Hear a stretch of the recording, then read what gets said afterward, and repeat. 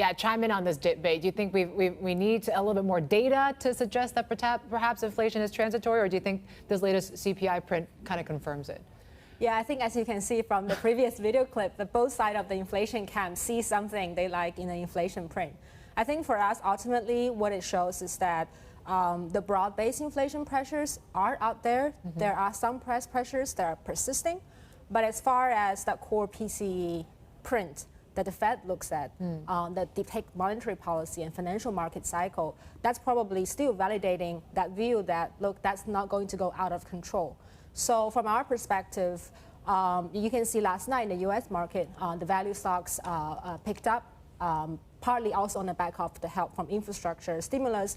So I think from our perspective, it means that we are still in this environment where the Fed can be accommodative. It's good for equities over bonds. So it's still a relatively constructive outlook for the U.S. market from here. Is it enough for you to at least start preparing for some type of tapering? How do you position around that now? Yeah, so we think that it's really been quite well communicated from the Fed that we will see some kind of announcement, maybe in August and September, an official announcement later in the year, and start to tapering next year. So we think that impact on market will be quite manageable. The big uncertainty is really when exactly they're going to hike interest rate and how quickly, but we don't think that we have any more information. We need to probably get through the summer month and see how the labor market actually progresses.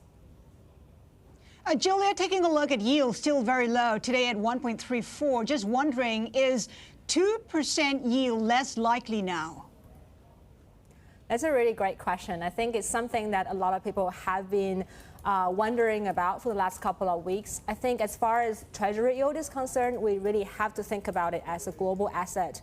And from here, sitting in Asia, I think we can see that Delta variant is ravaging Asian economies, and there are downside risks to growth across emerging markets because of Delta. So I do think that it will be a near-term challenge for Treasury to really show that type of optimism that we're seeing in the U.S. economy, just because of the fact that it's such a global asset.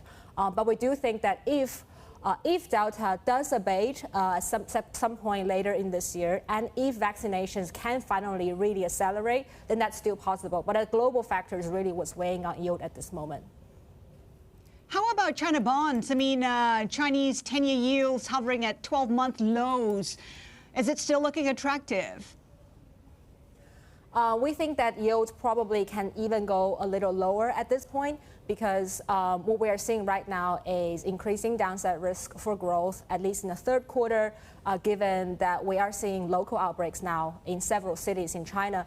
So, we think they can contain this wave, but it will take them time to get the number down to zero. And in that meantime, you're going to see a slower growth in household spending, and the property market probably is also heading for a moderation in the coming months. That's very different from when we head into the winter outbreaks earlier this year. So given that, I think there will probably be more policy easing on the cards, and all of that, the fundamentals, the policy signal will suggest that yields probably will continue to head lower, which means that this is another factor pressuring global yields lower in the near term. And what we're seeing potentially from this regulatory crackdown, people are getting into the bond market as well.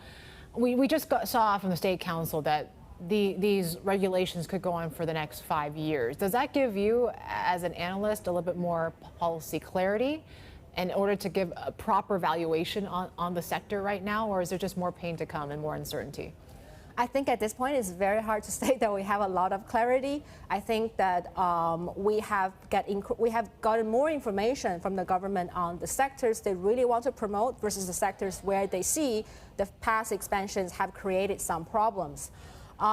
So the near-term strategy for us is to look for safe investment in sectors that have policy tailwinds, like EV, like clean energy, like industrial upgrading. So that's why we have a small preference for the A-share market now versus MSCI China.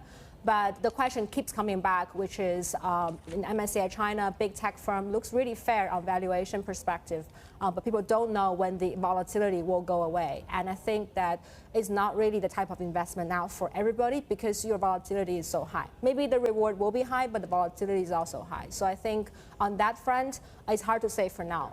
But I do think that over a 2 to 3 year horizon, this is not really a fundamental policy shift in the sense of turning against private sector or turning against foreign investor. So I don't think that a permanent discount is warranted, but I do think that in the short term, there's going to be a lot of volatility.